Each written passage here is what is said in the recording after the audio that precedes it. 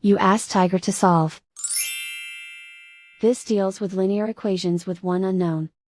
The final result is t equals 2. Let's solve it step by step. Group all t terms on the left side of the equation. Add t to both sides. Group like terms. Simplify the arithmetic.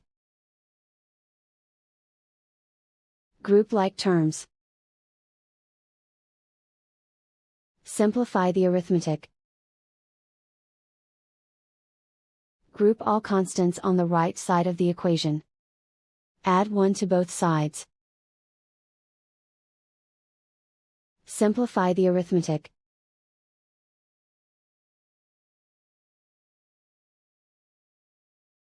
Isolate the t. Divide both sides by 3. Simplify the fraction. Find the greatest common factor of the numerator and denominator.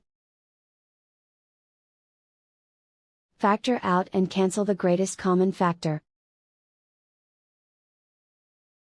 And so the final result is t equals 2.